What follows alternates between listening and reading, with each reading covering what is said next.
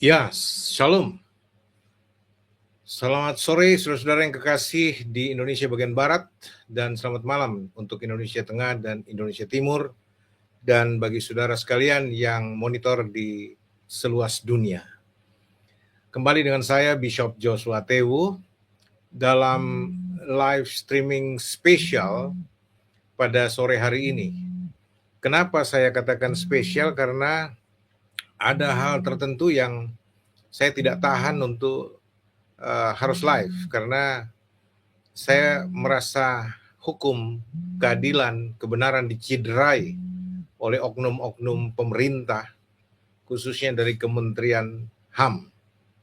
Ya, nah itu sebabnya saudara-saudara yang kekasih, saya ingin mengangkat satu hal yang mungkin ini cukup keras, tetapi ini menjadi semacam protes dari rakyat Indonesia. Saya secara pribadi sebagai seorang pemuka agama, rohaniawan yang terpanggil untuk menjaga, mengawal, dan mengadvokasi kekristenan di Indonesia sebagai seorang apologet Kristen yang biblical. Nah, saudara-saudara yang kekasih, ini merupakan suara kenabian, tanda kutip, untuk mendampingi pemerintah sebagai hamba Tuhan dalam menyelenggarakan pemerintahan, supaya mereka menyelenggarakan pemerintahan itu dengan baik dan benar, serta berkeadilan dan menjunjung tinggi hak-hak asasi manusia.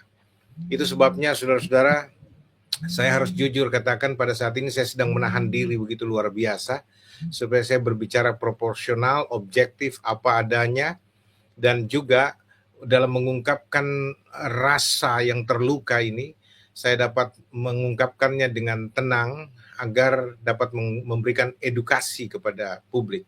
Saudara, seperti biasa saya ingin memperlihatkan dulu saudara akan thumbnail yang saya buat khusus pada sore hari ini untuk menanggapi berita viral tentang konferensi pers yang dilakukan oleh staf khusus Kementerian HAM. Dan saudara-saudara, ini memang sudah banyak beredar tanggapan-tanggapan dari masyarakat, tetapi saya menanggapinya dari perspektif saya sebagai seorang rohaniawan Kristen, dan saya ingin juga mengemukakan hak berpendapat saya sebagai rakyat Indonesia. Oke, saudara-saudara, judulnya Anda lihat, Menteri HAM, Menteri Hak Asasi Manusia, bajingan tolol. Tanda kutip ya, bajingan tolol. Kenapa bajingan tolol saya sebut? Saya akan jelaskan hal itu. Lalu di bawahnya saya ungkapan pribadi ya, sebagai seorang Kristen yang rasa dikhianati oleh saudara Kristen Menteri NAPI, Natalius Pigai, sebagai Menteri Hak Asasi Manusia. Ya, saya singkatin namanya Natalius Pigai NAPI, saudara-saudara. Nah, saya bilang begini, kok jadi mualaf kah sampai kau tega hianati kekristenan? Ya, NAPI, Natalius Pigai, kau jadi mualaf kah sampai kau tega hianati kekristenan? Ya, lalu di bawah saya tulis, Pak Presiden, tunjuk saya jadi Menteri HAM, ganti si NAPI. Saya yakin saya akan menjadi menteri yang baik untuk memberikan citra yang baik bagi pemerintahan Anda, Pak Presiden, karena saya juga pendukung Anda. Ya, itu sebabnya saya juga berhak mengajukan semacam protes tuntutan. Ya. Dan saudara-saudara yang kekasih, saya katakan ini lahir dari hati saya yang dalam. Karena apa? Saya cinta negara saya cinta Indonesia, saya cinta bangsa saya, bangsa Indonesia. Saya tidak mau diobok-obok dengan orang-orang seperti ini ya, dengan dia punya pasukan di Kementerian HAM itu. Oke, saya langsung saja, saudara-saudara yang kekasih. Ada beberapa hal yang perlu saya beritahukan. Contohnya hari ini saya mendapatkan banyak sekali masukan. Saya dikirimin banyak sekali kutipan-kutipan baik dari TikTok, YouTube, berita-berita yang beredar, saudara-saudara, tentang Natalius Pigai punya anak buah yang namanya Thomas Harming Suwarta. Ya, saya perlihatkan ini bagi saudara. Ini saudara-saudara ya, konferensi pers manipulatif staf khusus Menhan THS Thomas Harming Suwarta. Saya nggak tahu ini dia Kristen atau Islam atau mualaf, saya nggak ngerti karena namanya Thomas. Ya, Harming Suwarta. Thomas itu enggak ada nama Islam, nama Kristen pasti. Tapi saya lihat janggotnya itu kayak janggot kadrun yang fanatisme sekali ya. Dan itu sebabnya saya bertanya-tanya ini. Nah, kenapa? Karena saya melihat konferensi pers yang dilakukan oleh THS ini, Thomas Harming Suwarta ini manipulatif sekali. Ya, arogan dan menipu publik. Ya, saya berani katakan seperti itu karena apa? Saya baru dapat laporan sebelum saya naik ini, makanya agak terlambat beberapa menit karena saya dapat laporan bahwa konferensi pers yang dilakukan oleh staf khusus Kementerian Hak-Hak Asasi Manusia ini itu inisiatif pribadi, tidak ada dialog di lembaga. Ya, ini tidak ada di dalam kementerian, apalagi katanya menurut sumber yang saya dapatkan, entah benar, saya lagi sedang tunggu juga kepastiannya, tetapi kalau itu benar dari sumber yang saya dapatkan, bahwa ini manipulatif sekali, ya. Tapi saya mau bahas dulu soal apa yang disampaikan dalam thumbnail ini, saudara-saudara. Kenapa saya bilang Menteri HAM bajingan tolol? Ya, pertama, kalau saya katakan bajingan itu adalah orang-orang yang sangat otoriter, orang-orang yang sangat arogan, ya, nabrak sana nabrak sini tanpa peduli hukum dan menganggap dirinya paling hebat. Ya, kenapa saya katakan begitu? Karena saudara-saudara, kita tahu persis kasus Cidahu Sukabumi itu sudah banyak yang tuntut untuk dipidanakan secara proporsional. Artinya bukan cuma pidana pengrusakan properti, ya, tetapi juga penistaan agama. Itu yang kalangan Kristen paling banyak tuntut, soal pidana penistaan agama. Saudara-saudara yang kekasih. Jadi bukan soal pidana biasa.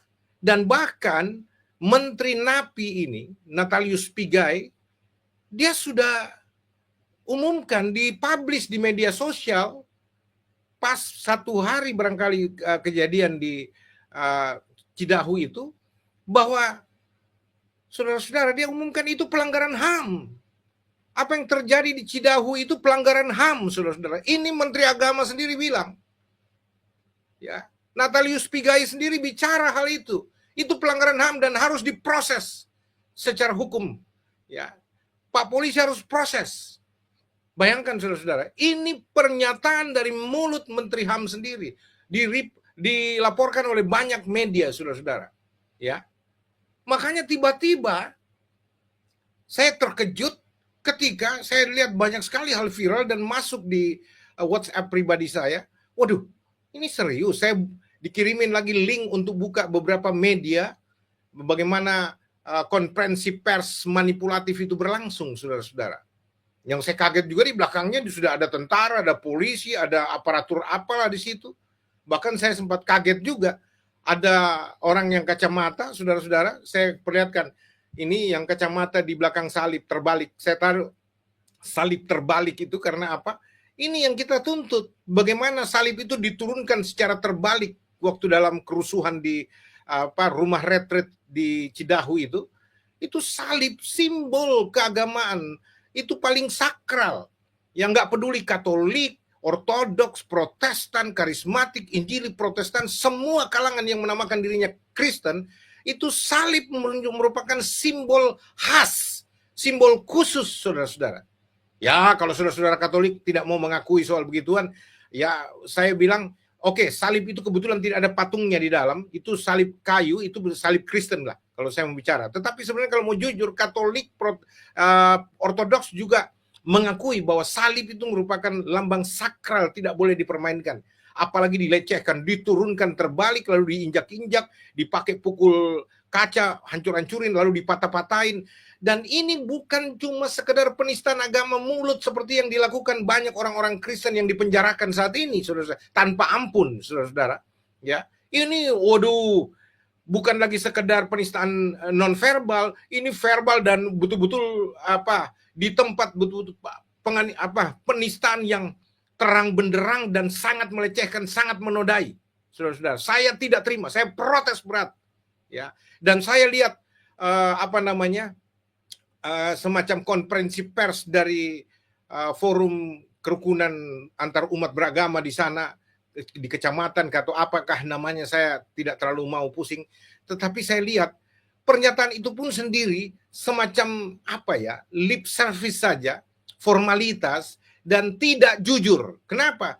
Tidak ada permintaan maaf sedikit pun dari mereka yang namanya katanya forum musyawarah antar tokoh-tokoh agama itu. Ya, FKUB juga forum komunikasi umat beragama. Saya nggak tahu pendeta siapa yang mewakili di sana. Itu kok bodoh sekali nih pendeta. Pengecut banget, tidak berani berbicara, tidak berani bersuara.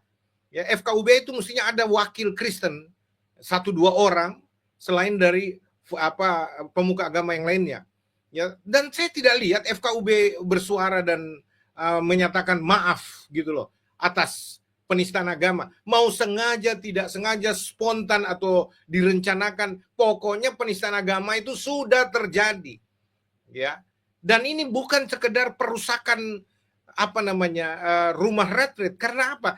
Saya sudah katakan beberapa kali bahwa motifnya untuk merusak itu apa? Karena mereka penduduk di sana itu diprovokasi bahwa itu terjadi ibadah. Nah, terus kalau orang beribadah, di mana masalahnya? Kejahatan apa? Misalkan orang Kristen beribadah, di mana jahatnya orang Kristen beribadah? Sama dengan orang Islam beribadah, sholat, pengajian, tahlilan, dan sebagainya. Kita nggak pernah anggap jahat, saudara-saudara. Terus kenapa orang beribadah? Kalau toh itu beribadah ya, walaupun sudah disinyalir itu bukan ibadah, itu retreat, itu sarana reflektif anak-anak remaja ketika itu masa liburan dan mereka sedang sedang berakrab-akraban satu dengan yang lain selama ketegangan belajar masa sekolah, waktu masa vakansi atau libur sekolah itu mereka ingin mengakrabkan diri dan bermain dan mereka sedang melakukan game. Itu saya dengar dialognya Abu Janda di dalam satu podcast. Itu dia kumpulkan data bahwa mereka sedang melakukan games, ya, itu permainan anak-anak untuk saling mengasah kekompakan dan lain sebagainya. Itu disuruh berhenti, diteror. Makanya saya bilang ini gerakan kayak teroris gitu loh, yang menteror anak-anak ini sampai begitu ketakutan mereka diusir. Bahkan saya mau katakan ada beberapa yang diperlakukan kasar, gini kepalanya didorong, disuruh keluar, saudara-saudara. Dan itu mereka betul-betul sangat ketakutan waktu itu. Dan waktu mereka masuk di mobil, dipaksa masuk di mobil, semua segala macam, itu mobil mereka mau keluar pun ditendangin, dipukulin, digebukin, dihantam kacanya, dan digores, dibaret. Aduh, ini betul-betul saya lihat biadab sekali itu. Ya, saudara-saudara yang kekasih, kenapa saya katakan biadab? Karena dari kata biadab itu tidak beradab, ya, tidak ada adat dan tidak beradab betul-betul, ya, saudara-saudara yang kasih, biadab betul. Bahkan saya bilang ini katanya orang beragama, tapi kelakuannya kesetanan. Bahkan saya pernah bilang ini gerakan mereka itu sampai menurunkan salib rubut. Waduh, sorak-sorainya luar biasa, menghancurkan properti orang dan menista agama orang. Kelakuannya udah kayak anjing gila semua itu di situ, dan benar-benar kesetanan, saudara-saudara. Saya marah betul karena apa? Saya merasa hak saya sebagai orang Kristen yang terwakili oleh anak-anak itu dilanggar, saudara-saudara yang kekasih, diinjak-injak di bumi Indonesia ini. Dan saudara-saudara, ketika itu juga kepolisian mengeluarkan laporan bahwa itu kena pasal perusakan properti, ya, rumah singgah, rumah retreat itu. Saya dengar dari Abu Janda mengatakan bahwa itu polisi membuat laporan ini, polisi menetapkan 7 orang tersangka setelah diperiksa. Ini prosesnya, setelah diperiksa, diwawancarai dan sebagainya, cukup bukti, lalu kepolisian menetapkan 7 orang dari 9 yang diperiksa jadi tersangka, saudara-saudara. Berdasarkan laporan siapa? Penjaga pintu gerbang rumah retreat itu, menurut Abu Janda. Nah, saudara-saudara yang kekasih, saya lihat kalau toh polisi secara profesional berdasarkan laporan yang masuk, lalu membuat ketersangkaan, tetapi mestinya saudara-saudara dari publik ini juga kita semacam laporan terbuka bahwa, dan itu jelas tidak usah dilapor lagi, polisi sudah ada di sana menjadi saksi mata, oknum polisi, oknum TNI ada di sana menjadi saksi mata, saudara-saudara, bahwa itu semua pelecehan agama, penistaan agama, saudara-saudara, itu jelas sekali. Kita sedang tuntut, jangan cuma dilakukan, dikenakan pasal pengerusakan properti, tapi penistaan agama. Itu juga kami mau, supaya hati kami dipuaskan dalam soal keadilan. Ini kita tidak ada kebencian dengan saudara-saudara Islam ya, yang beragama Islam. Kami tidak ada kebencian sama sekali dengan agama manapun. Tapi kami juga minta hak kami dihormati. Hak kami dihormati. Ya, karena hak kami sebagai orang Kristen berhak beribadah dengan tenang dan tentram di bumi Nusantara yang kami cintai ini, dilindungi oleh hukum, undang-undang, konstitusi, saudara-saudara. Jadi tidak bisa dilecehkan begitu saja, jangan dong. Ya, saya nggak rela, saudara-saudara yang kekasih. Ya, kita sedang menuntut supaya itu dibuatkan laporannya, supaya polisi meningkatkan status ketujuh tersangka, bukan cuma pengerusakan, tetapi penistaan agama. Ya, bahkan saya bilang beberapa hari lalu, kalau toh tidak bisa semua dikenakan penistaan agama, ya yang turunkan salib itu dan yang kedapatan menginjak-injak salib dan memakai salib itu, menyalahgunakan salib itu sebagai alat penghancur dan sebagainya, itu semua dijadikan dikenakan pasal penistaan agama. Kita sedang menuntut itu supaya dinaikkan statusnya, bukan cuma pidana biasa, tapi penistaan agama. Tiba-tiba muncul konferensi pers seperti ini. Saya sebenarnya sudah tidak mau bicara tentang Cidahu, karena saya anggap sudah cukup gitu loh. Tapi ternyata muncul lagi nih si kacau ini yang saya lihat ini, staf khusus Menteri HAM ini. Aduh, ini dari mana ini kadrun muncul ini? Saya staf khusus lagi. Kalau bicara staf khusus apa ini? Staf khusus memanipulasi rakyat, staf khusus adu domba. Bayangkan saja. Dan saya katakan tadi, kenapa saya bilang bajingan tolol Menteri HAM ini? Karena apa? Arogansinya. Kalau dia tahu, kalau memang ini keputusan Menteri Agama dan dilakukan oleh staf khususnya, ya, ini betul-betul tolol banget. Apa nggak ngerti tuh? Bodoh dan tolol, botol banget gitu loh. Apa nggak ngerti Menteri HAM ini? Ya, bahwa yang namanya, saya tunggu dulu, saya tenang dulu, karena saya sudah mulai agak tinggi nih, saudara-saudara. Ya, saudara-saudara, yang namanya Menteri HAM ini sudah bicara bahwa ini pelanggaran HAM, ya. Dan kemudian sudah menyerahkan kepolisian. Kepolisian sudah menetapkan 7 tersangka. Artinya proses hukum sudah berjalan, gitu loh. Nah, tololnya di mana? Tiba-tiba ada konferensi pers atas nama Kementerian Hak Asasi Manusia HAM yang mengatakan bahwa Kementerian HAM itu menjadi penjamin atas 7 orang supaya ditangguhkan tahanan mereka itu. Ini kan goblok banget gitu loh, bodoh, tolol, dungu, geblek, sudah segala macam lah. Kenapa? Presiden saja tidak boleh mengintervensi hukum. Pigai, dengar ini Pigai, kau bikin malu orang Papua, kau bikin malu orang Papua, kau bikin malu orang Indonesia Timur, kau bikin malu ketong semuanya orang Indonesia, Ini, kau pakai otak tidak, Pigai? Kau jangan sombong, kau punya kelakuan sombong angku itu yang saya lihat. Mentang-mentang ditunjuk oleh presiden jadi Menteri HAM karena supaya mewakili, supaya mengambil hati orang-orang Papua, kok bikin kelakuan seperti begini? Pakai otak sedikit dong.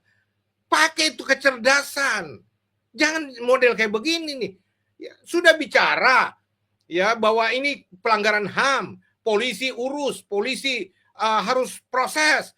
Tapi kok sekarang munculkan konferensi pers yang mengatakan bahwa kami menjamin, Kementerian HAM menjamin, jadi penjamin penangguhan apa yang kau jamin?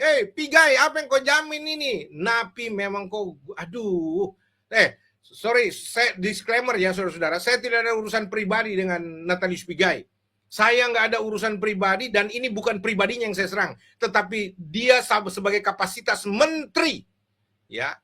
Makanya saya bilang menterinya. Saya bicara, ini menteri apa ini kalau begini modelnya nih, ya. Lalu saudara-saudara, mana bisa sudah proses hukum berjalan, sudah ditetapkan tersangka, lalu kemudian datang-datang bawa nama kementerian, bawa lembaga, katanya jadi penjamin. Kok jamin apa? Saya mau tanya, kok mau menjamin apa? Kok menjadi penjamin supaya para pelaku kejahatan ini bebas berbuat jahat lagi ke depan? Kok jamin apa, Natalius? Napi, kok jamin apa? Ya, kok mau menjamin supaya dalangnya nggak tertangkap? Ya, provokatornya nggak ketangkap, gitu loh. Itu jaminanmu. Ini goblok sekali. Saya mau katakan kepada saudara, nggak bisa begitu, bos. Pak Polisi, saya minta Pak Polisi, jangan kabulkan permintaan Menteri Agama, Menteri HAM, sorry. Jangan kabulkan permintaan Menteri HAM ini. Kenapa? Karena kalau Pak Polisi mengabulkan seperti itu, berarti Anda tidak independen, Anda tidak profesional. Mana presisimu dalam penegakan hukum? Tidak ada. Saya celah kepolisian. Kalau kepolisian Republik Indonesia lalu kemudian mengabulkan permintaan Menteri HAM yang goblok ini, ya, jujur saya marah sekali ini, ya. Masa mau dijamin, dilepaskan, dibebaskan? Apanya yang harus dilepaskan, dibebaskan, saudara-saudara? Kalau kau menjadi penjamin untuk melepaskan 7 orang ini yang tersangka, ya, kamu juga harus jadi penjamin. Napi, dengar ini, Natalius Pigai. Kau dengar ini baik-baik, ya.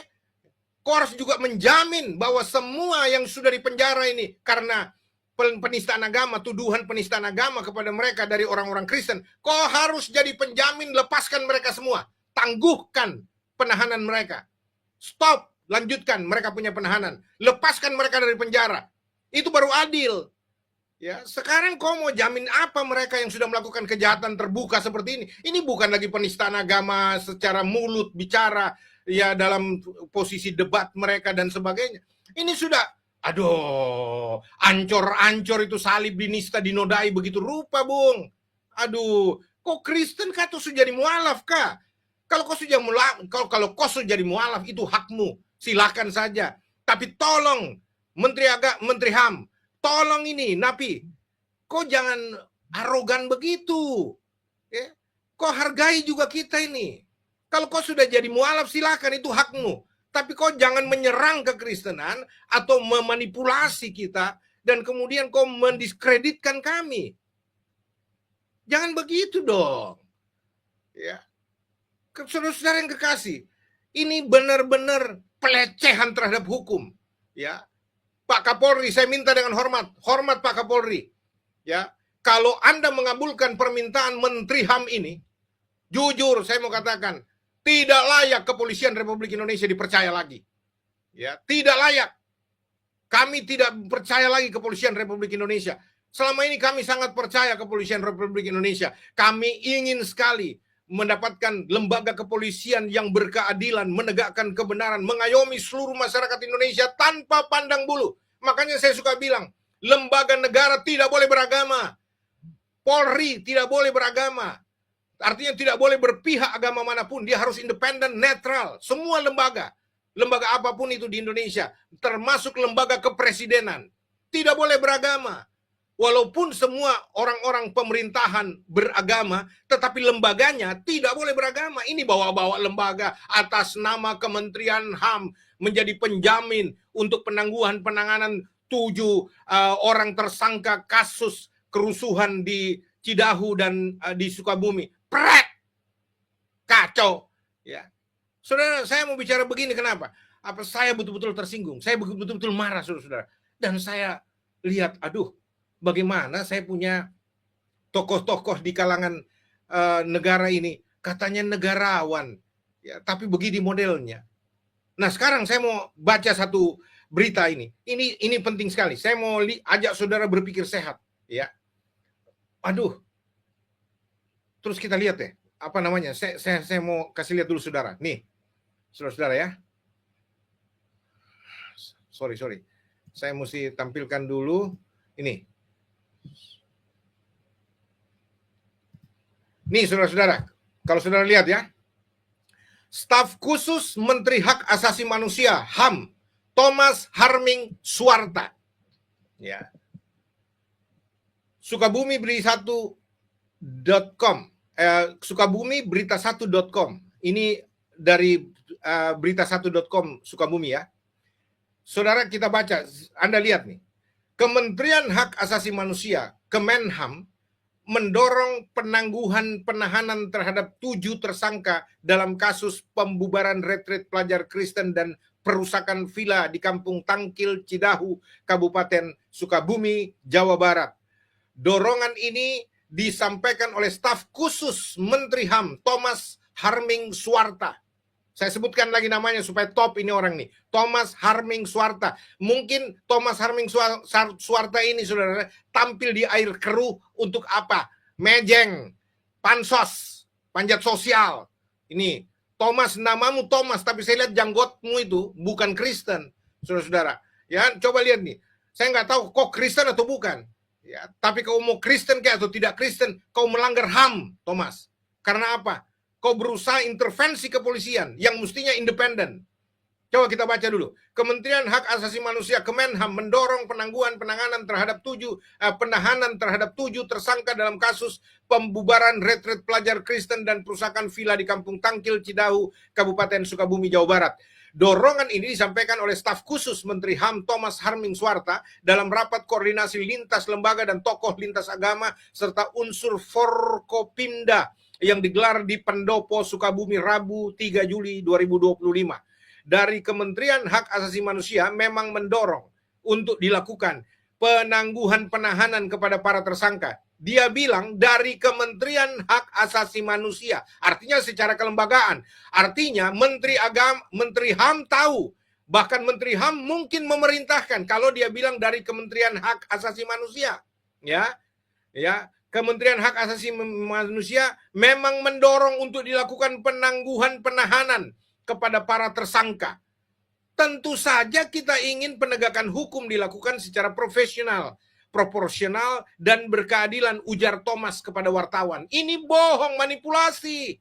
Kenapa saya bilang bohong? Saya dapat laporan, saya dapat sumber yang saya bilang tadi, bisa dicek bahwa apa yang dibicarakan press release di sana, itu sebenarnya tidak menjadi kesepakatan lembaga di Kementerian HAM itu. Tidak. Thomas juga datang di sana sebenarnya untuk menyerap aspirasi, untuk nanti dibicarakan dengan Menteri HAM, untuk dibicarakan kepada seniornya. Thomas Suarta ini punya senior lagi di atasnya. Mereka salah satu staf khusus, tapi ada yang lebih senior. Ada seorang profesor di sana yang dia lebih senior. Itu saja sendiri mengatakan itu inisiatifnya Thomas Suarta, saudara-saudara. Itu bukan dari keputusan lembaga. Misalkan rapat dulu, Thomas Suarta habis pergi dengar pendapat dengan forum komunikasi di sana, ya, forum Pinda itu. Lalu kemudian mestinya dia pulang dulu ke kementerian, dia laporkan ke Menteri HAM, lalu dengan semua staf yang ada yang berkompeten di sana, lalu membahasnya, lalu kemudian membuat semacam keputusan lembaga, saudara-saudara. Bukan inisiatif langsung di sana menjamin seolah-olah apa yang Thomas Harming Swasta akan bicarakan itu akan diteguhkan oleh menterinya. Kalau itu benar, berarti kalau Natalius Pigai sampai sore ini tidak muncul dan memberikan semacam klarifikasi, bahwa itu yang saya bilang, saya tidak cabut perkataan saja saya, Menteri botol, Menteri HAM botol, bodoh dan tolol, arogan, bajingan tolol, saudara-saudara. Kenapa? Karena anak buahnya masa bisa kendalikan dia? Mestinya Menteri HAM dong yang punya keputusan. Jangan disetir sama menteri dengan staf khusus. Copot itu staf khususmu. Kalau memang kau bukan punya keputusan, Napi. Tapi kalau kau punya keputusan, saya minta sama Pak Presiden Prabowo yang kami banggakan, copot ini menteri. Menteri HAM ini, Napi ini menjadi aib di dalam kabinet Prabowo Gibran. Ya, dan kami sangat terlukai, saudara-saudara. Ya, saudara-saudara, ini hal tidak bisa dibiarkan. Kacau punya kerja ini begini. Ya, saya lanjut, saudara-saudara. Thomas juga mengungkap bahwa Kemenham siap menjadi penjamin dalam proses penangguhan penahanan serta membuka ruang dialog antar pihak melalui pendekatan restoratif justice. Goblok. Restoratif justice apa? Tidak ranahnya restoratif justice seperti ini. Bukan begini. Ini sudah ranah kepolisian murni, sudah penegakan hukum, sudah jalan, sudah gimana? Belajar dulu. Makanya jadi staf khusus, pinter-pinter dikit. Jangan goblok kayak gitu, Thomas. Aduh, ini ngaco ini. Upaya mencari keadilan itu banyak caranya katanya, termasuk melalui mediasi. Betul. Kami siap, Kementerian HAM bersedia jadi jaminan agar para tersangka bisa ditangguhkan penahanannya lanjutnya. Jaminan supaya kau menjamin bahwa orang-orang ini harus dilepaskan atas nama Kementerian HAM. Emang Kementerian HAM itu kau pun nenek moyang punya kah, Thomas? Ngeri banget. Termasuk Menteri HAM. Kalau memang kau yang bicara begini, anak buahmu yang sampaikan, emang Kementerian HAM itu kau yang punya kah? Itu negara punya. Kementerian ini negara punya, kau cuma didudukan di situ, dipercayai di situ. Tapi untuk mengurus apa? Hak asasi manusia. Nah sekarang ada HAM di sana terlanggar. Banyak korban terjadi, saudara-saudara. Ya terus kau mau kenapa kau berpihak kepada pelaku kejahatan, kepada teroris ini? Kenapa kau berpihak kepada mereka yang kesetanan itu? Kenapa kau tidak berpihak kepada yang korban? Saudara, saya disclaimer ya. Ini tidak ada hubungannya bicara dengan agama. Kami tidak membenci Islam. Kami tidak berbicara menyerang agama apapun termasuk agama Islam. Tidak. Ini orang perorangan terutama Menteri Agama yang saya serang ini. Menteri HAM. Mohon maaf. Menteri HAM yang saya serang ya. Dalam pengertian kapasitasnya sebagai menteri. Ya. Saudara-saudara, orang yang dipercayai oleh rakyat melalui presiden, penunjukan presiden. Tapi disalahgunakan seperti ini. Apalagi orang kalau dia bilang ini bukan seperti yang saya dapat sumber bahwa salah seorang petingginya yang bergelar profesor di Kementerian HAM ini yang menjadi bosnya di atasnya Thomas Harming Swarta ini, saudara-saudara. Dan kalau dia katakan bahwa ini inisiatif pribadinya Thomas Harming Swarta, bukan atas kelembagaan, bukan atas keputusan kelembagaan. Saya bilang lebih tolol lagi nih kalau sampai Menteri HAM ya tidak mengeluarkan statement bahwa mengklarifikasi bahwa itu staf khusus punya inisiatif pribadi, saudara-saudara yang kekasih. Ya. Kalau Menteri HAM takut untuk meralat dan minta staf khususnya minta maaf, copot saja, kau turun aja, Napi, kau berhenti aja, kau bikin surat pengunduran diri sudah. Ya, kau ndak layak jadi menteri. Ya kalau kau takut dengan kau punya staf khusus tuh. Mestinya staf khususmu kau pecat. Lalu kau bilang dia mengeruhkan. Atau kau straf dia. Apa istilahnya straf itu? Disiplin dia. Jangan buat-buat sembarangan press release atas nama Kementerian HAM. Emang staf khususmu itu yang menteri. Staf khusus itu menyampaikan apa yang menjadi ide, gagasan, petunjuk dari Menteri HAM. Ngerti nggak dia fungsinya? Yang namanya staf khusus. Kalau nggak ngerti nggak usah jadi staf khusus. Ngapain diangkat orang-orang goblok kayak begini? Saudara-saudara yang kekasih, saya juga heran nih. Caranya bagaimana ini eksekutif kita ini membuat malu sama sekali. Saudara-saudara, coba perhatikan baik-baik. Upaya mencari keadilan itu katanya ya, Kemenham berencana akan menyampaikan permintaan penangguhan tersebut secara resmi kepada pihak kepolisian, seraya mendorong terciptanya solusi damai melalui mediasi antar pihak yang bersengketa. Nggak ada sengketa di sini, kita tidak bersengketa. Ya, kami korban. Ya, orang-orang Kristen, anak-anak kami jadi korban. Yang melakukan kejahatan itu kriminal. Nggak perlu dimediasi antara kriminal dengan orang-orang yang baik-baik. Ya kriminal itu porsinya dihukum. Supaya jerah. Supaya yang lain tidak ikut-ikutan. Itu namanya penegakan hukum. Mediasi apa, saudara-saudara? Kalau mediasi berarti dua-dua dirugikan. Dua belah pihak dirugikan. Misalkan anak-anak Yang retreat itu lemparin batu rumah warga, bikin kacau di sana, bikin ribut, lalu kemudian dibalas menyerang penduduk di sana. Itu pertikaian, itu baru ada perdamaian, dua belah pihak bertikai, baru restoratif justice ada. Ini restoratif justice, goblok banget sih. Nggak begitu caranya. Ya. Natalius Pigai, saya minta dengan hormat, kau pecat itu Thomas Harbing Swarta itu. Pecat dia. Kalau tidak, saya minta Prabowo presiden yang pecat kau. Ya, supaya jangan kayak begini nih. Aduh, masa begini caranya bikin malu, jadi aib saja di kabinet Prabowo Gibran ini. Saudara-saudara yang kekasih, jadi ini bukan soal apa ya, kalau saya mau bicara bukan soal agama sama sekali, bukan yang kita tidak bicara pertikaian antar agama, tidak. Saya mau bicara ini perorangan ini, apa individu-individu, mereka pelaku kejahatan, sudah hukum, sudah betul polisi sudah melakukan proses untuk apa? Penyelidikan, lalu kemudian menetapkan tersangka 7 orang itu, walaupun kami sendiri merasa kurang, mestinya semua itu yang ada di situ ditangkap masuk, termasuk RT RW-nya, termasuk siapa ada di situ, lurah atau apa. Kalau dia tidak bisa mencegah itu, mereka juga harus diproses, termasuk oknum polisi yang ada di situ. Walaupun ya, saya juga mengerti bahwa kadang-kala sebagai manusia juga polisi ketakutan ketika masa. Kan saya suka tahu, mestinya harus ada koordinasi. Sudah tahu ada pergerakan-pergerakan, mestinya segera telepon ke Polreska.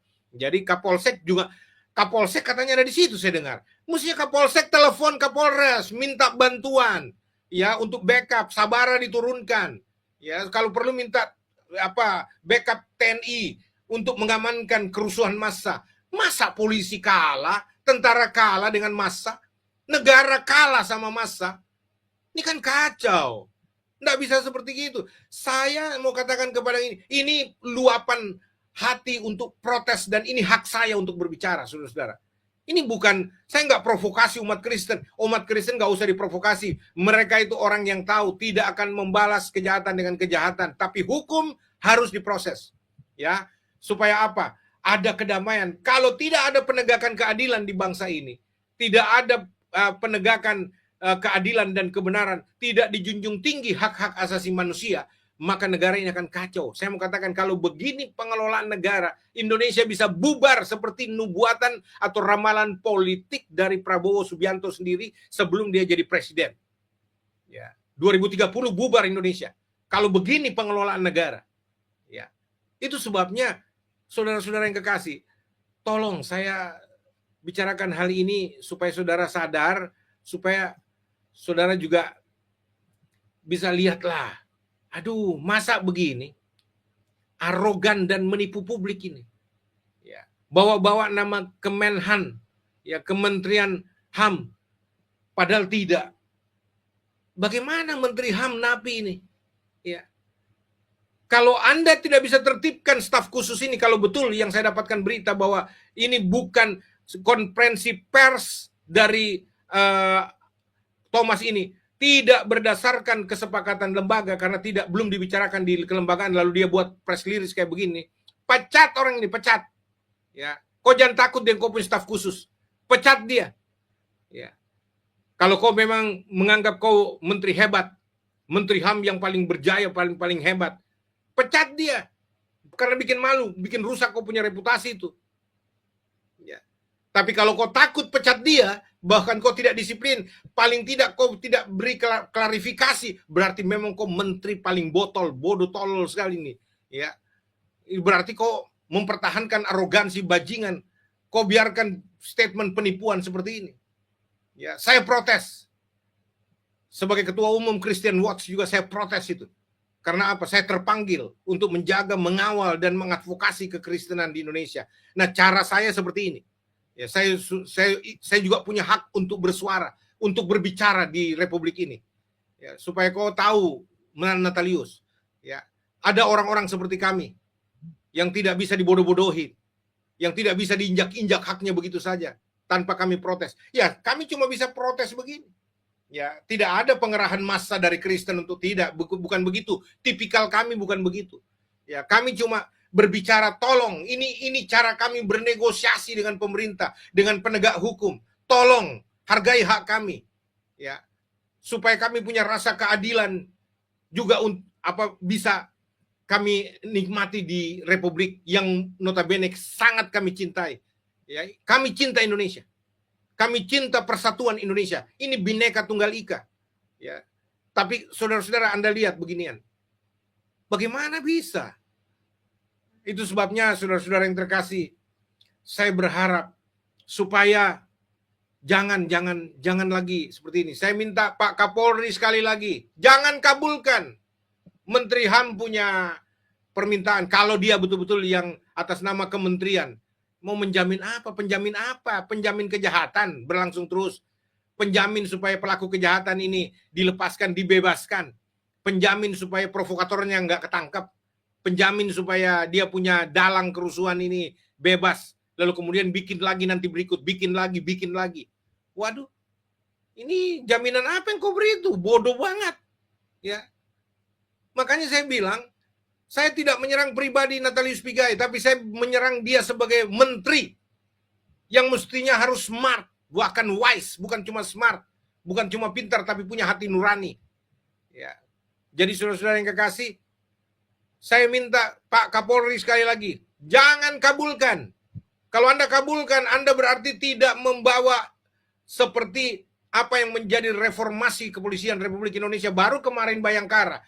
Selamat Bayangkara untuk kepolisian walaupun terlambat. Tetapi saya mau katakan, hari ulang tahun kemarin itu sangat megah, sangat hebat, sangat luar biasa, menampilkan profesionalitas Polri yang hebat, presisi, independensi. Saya sudah bilang, apa haknya Kementerian HAM ini untuk jadi penjamin? Halo? Apa? Presiden aja tidak boleh intervensi hukum kalau sudah berjalan. Hukum harus independen, tidak boleh diintervensi dengan kekuasaan apapun. Apalagi si staf tolol satu ini, staf khusus yang bego ini satu ini. Gimana sih? Manipulatif banget ini, penipuan publik kau lakukan itu.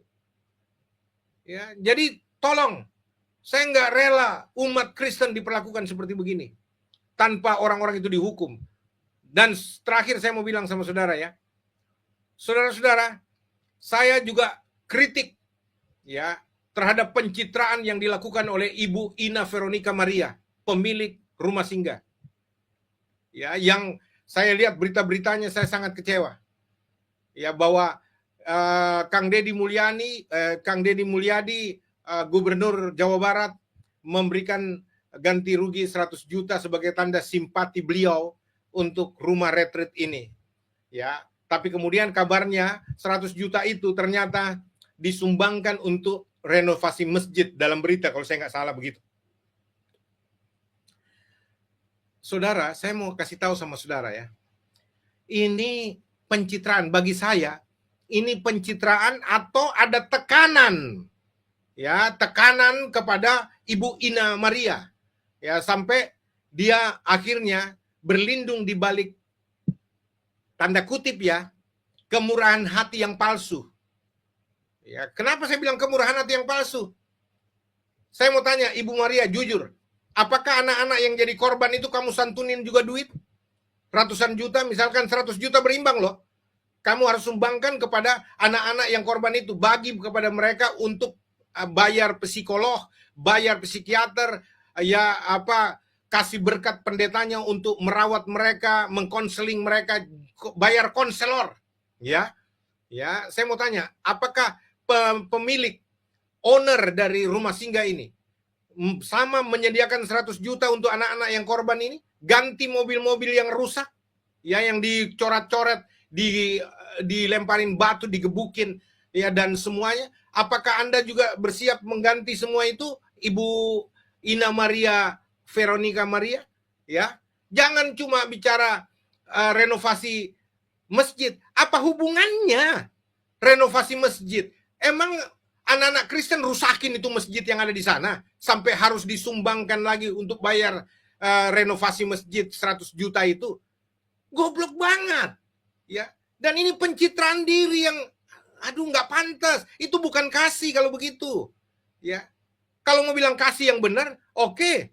Kalau kamu misalkan sumbangkan ke masjid, kamu juga harus sumbangkan kepada anak-anak yang korban ini. Ya, untuk bayar konselor, bayar psikolog, bayar psikiater, bayar renovasi cat duko untuk mobil-mobil orang-orang tua mereka yang hancur-hancur segala macam.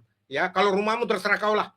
Ya, karena mungkin kau orang kaya raya, tapi harus berimbang. Ya, kamu harus bayar itu ke anak-anak yang korban karena lama perawatan itu, berkesinambungan perawatan itu.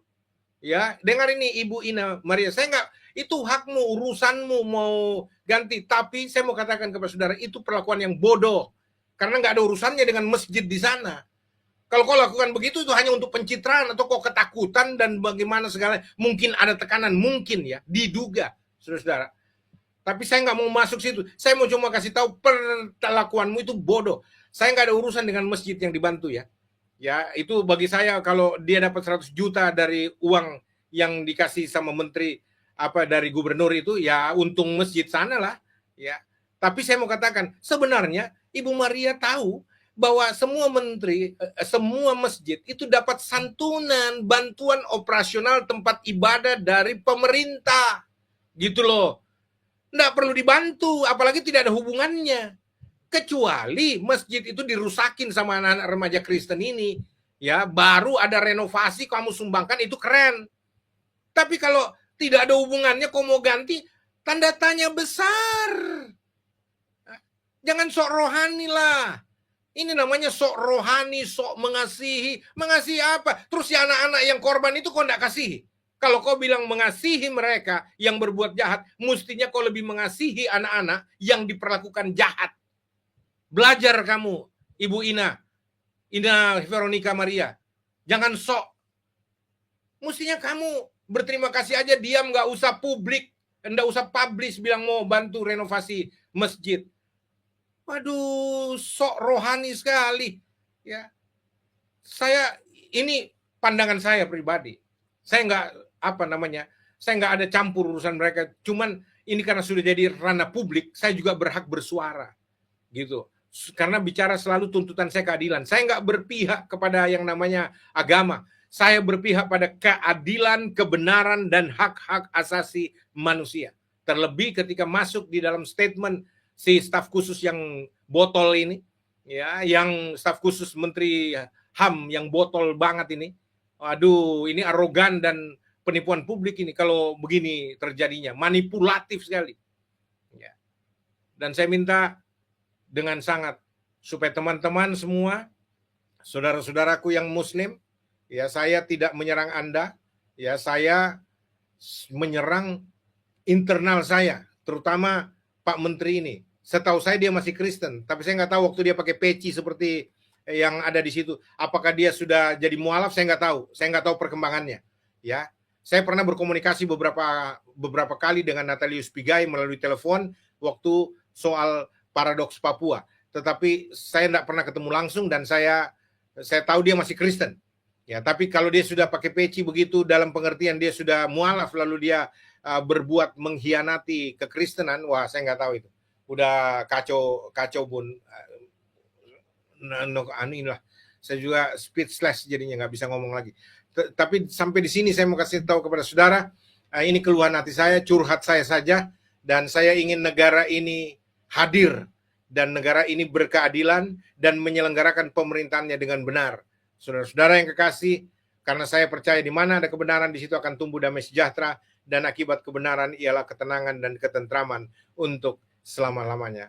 Baik, saya tidak perpanjang, saudara-saudara, tetapi saya mau beritahu kepada saudara bahwa ini yang saya lakukan adalah sebagai tanda perjuangan saya untuk penegakan keadilan dan kebenaran dan menjunjung tinggi hak-hak asasi manusia orang-orang Indonesia, siapapun dia, tanpa pandang bulu. Nah, saudara-saudara, akhirnya saya sendiri ingin menyampaikan doa buat anak-anak yang jadi korban Dan juga saya berdoa supaya pelaku-pelaku kejahatan ini sadar dan bertobat. Tapi mereka harus menjalani hukuman sebagai bentuk tindakan pemerintah yang berkeadilan supaya jangan terulang, jangan dicontohi. Nanti sebentar kalau ada mereka dibebaskan, ya cukup minta maaf, lalu ada lembaga pemerintah yang menjamin, nanti bikin lagi, ulang lagi, nanti modalnya minta maaf lagi. Itu kan sudah tradisi, sudah berkali-kali. Ya, saya sendiri pernah terlibat waktu membuka materai segel gereja di Jambi. Saya juga pernah turun langsung, lihat juga. Saya pernah, banyak saya juga melihat sebagai Ketua Umum Christian Watch. Saya juga tahu banyak persoalan. Cuma saya tuh banyak tidak mau bicara di publik kalau masih ranahnya yang biasa saja. Tapi kalau ini sudah pelecehan penodaan agama terhadap kekristenan, saya nggak bisa terima, saudara-saudara.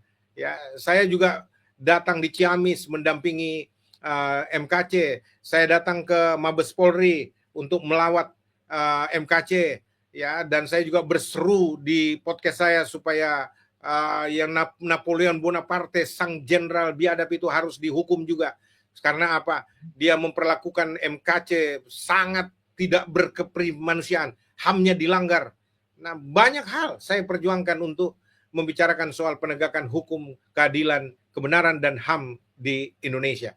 Itulah pelayanan publik saya sebagai orang yang terpanggil untuk melayani masyarakat Indonesia dengan keadilan dan kebenaran dan hak-hak asasi manusia dalam perspektif Kristiani saya yang berdasarkan kitab suci Alkitab. Dan namun saya menghormati semua agama, sistem kepercayaan, dan saya dukung sepenuhnya pemerintahan Republik Indonesia, Pak Presiden Prabowo Gibran sebagai Wakil Presiden, dan juga seluruh jajaran Menko dan Kemenko, kementerian. Ya, cuman saya berikan koreksi ini supaya jangan terulang lagi. Cabut konferensi pers itu, dan Kapolri jangan kabulkan permintaan Menteri HAM yang bodoh itu. Ya, dan Pak, kalau Menteri HAM ini tidak, Pak Presiden, kalau Menteri HAM begini terus, copot Pak, copot aja Pak Presiden, copot dia. Ya, saya mau katakan copot Pak. Oke, sampai di sini saja, saudara-saudara yang kekasih. Kiranya Tuhan berikan kita hikmat kebijaksanaan, dan Tuhan memberkati kita semua. Sampai ketemu pada live streaming Joshua Tewu yang berikutnya. Dari saya, Bishop Joshua Tewu, dengan penuh kasih dan hormat kepada bangsa ini, dengan doa dan harapan untuk Indonesia mencapai cita-cita bersama, masyarakat Indonesia yang adil dan makmur. Tuhan memberkati kita semua. Shalom.